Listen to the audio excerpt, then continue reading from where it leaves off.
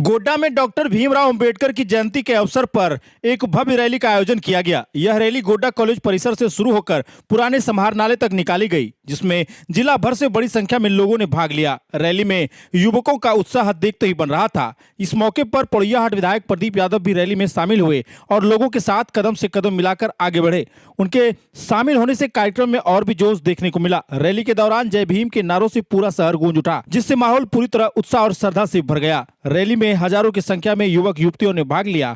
कई लोग पैदल चल रहे तो कोई बाइक रैली के रूप में शामिल हुए। लोगों के हाथों में बाबा साहब की तस्वीर और प्रतिमाएं थीं, जिन्हें लेकर वे गर्व के साथ आगे बढ़ रहे थे। इस दौरान कुछ स्थानों पर पटाखे भी फोड़े गए, जिससे जश्न का माहौल और भी जीवंत हो गया। कार्यक्रम के दौरान अनुशासन बनाए रखने के लिए पुलिस प्रशासन की ओर से सुरक्षा के पुख्ता इंतजाम किए गए थे।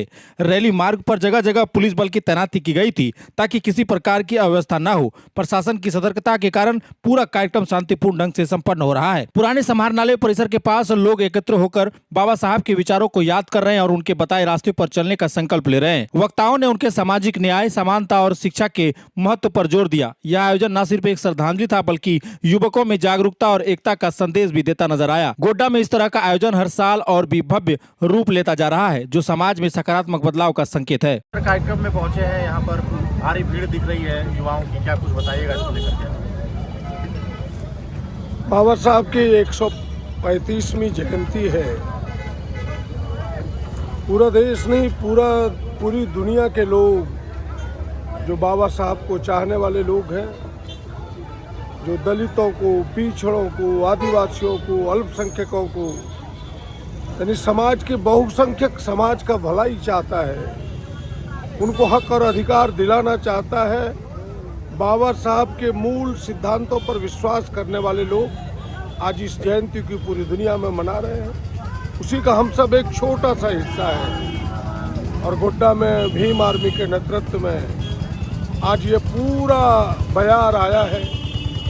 गांव के एक एक घरों से लोग, नौजवान उतर के सड़क पर आए हैं। और मैं दावे के साथ कह सकता हूं कि समय आ गया है अपने हक और अधिकार के प्रति जागरूक होने का, बाबा साहब के सिद्धांतों को घर घर तक पहुंचाने का, ताकि लोग अपने हक और अधिकार को जान सके, अपने संविधान को बचा सके, अपने मूल अधिकारों को बचा सके। पिछले साल से लेकर के अब तक ये प्रतिमा जहां पर आप पहुंचे हुए माल्यार्पण करने के लिए विवादों के बीच रहा है, इसको लेकर के क्या कुछ कहिएगा? मैं बिल्कुल कह सकता हूं कि बाबा साहब की मूर्ति स्थापित हुई है, सबकी सहमति होनी चाहिए।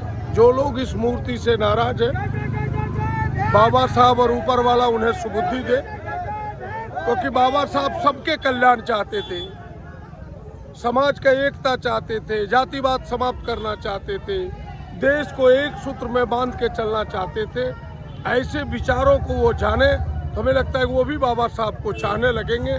थोड़ी भ्रांति है, थोड़ा भ्रम है, जल्दी दूर होगा। कई लोगों पर इस पर एफआईआर भी हुआ, लोगों को परेशानी का सामना करना पड़ रहा है। देखिए, संघर्ष करने वाले को एफआईआर या फिर जेल, मुकदमों से डर नहीं लगता। आप ऐसी छोटी छोटी चीज करते हैं। हमने जीवन में 46 एफआईआर सहा है जनता के संघर्ष के लिए। नौजवान है, संघर्ष करेगा, एफआईआर होगा, जेल होगा, इससे कौन डरता है? और बाबा साहब के लिए जेल जाना पड़े तो हमें खुशी होगी। हम जैसे कामनाएं गोड्डा की जनता को, हमारे भीम आर्मी के युवाओं को और जितने भी लोग हैं जो इस पे भीमराव के संविधान पर, बहुत लोग हैं जो विश्वास नहीं करते हैं। संविधान उनके लिए भी काम कर रहा है, तभी वो विश्वास नहीं कर रहे हैं। वो कहते हैं ना, जो भगवान में नहीं मानता है वही सबसे बड़ा भगवान का भक्त होता है। तो राजनीति से दूर सबको बहुत बहुत बधाई।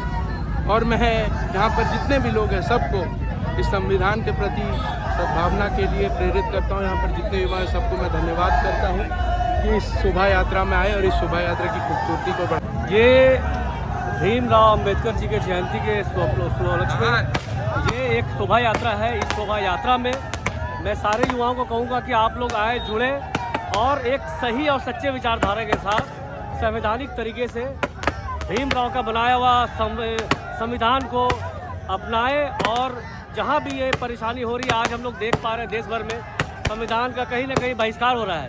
हमें और हम सारे युवाओं की ये जिम्मेदारी है कि इसे हमें बचाने की ज़रूरत है और बचाने के साथ साथ उनके बताए हुए रास्ते पे चलना है। यानी कि शिक्षित होना है, हक की बात को आगे बढ़ाना और संगठित होकर अपने देश के बारे में सोचना है। इसी नियति से मैं इस शोभा यात्रा को ज्वाइन किया हूँ और आगे तक चलूँगा। साहब का 135वां जन्म दिवस मनाया जा रहा है। इसमें हमारे स्थानीय और मजबूत नेता प्रदीप भैया आए हुए हैं और कहीं ना कहीं भीम आर्मी को भैया सपोर्ट कर रहे हैं। और ये बाबा साहब भीमराव अम्बेडकर का जो प्रतिमा जिसपे कोई पीछे से खेल कर रहा है, कहीं ना कहीं वो अपने राजनीतिक जो है वो खत्म करने का प्रयास कर रहे हैं। और कभी भी भीम आर्मी और या दलित समुदाय बाबा साहब के साथ छिड़कानी या दलित समुदाय के साथ छिड़कानी ये बर्दाश्त नहीं करेगी। आज ये जो इतना जनसैलाब उमड़ा है हजारों लोगों का, ये कहीं ना कहीं इनके दिल में ये आग लगा है कि बाबा साहब भीमराव अम्बेडकर की अगर प्रतिमा स्थापित होती है तो किनको प्रॉब्लम है, अगर कौन इस पर राजनीति कर रहा है, प्रशासन को किससे तकलीफ है, क्या चीज़ से।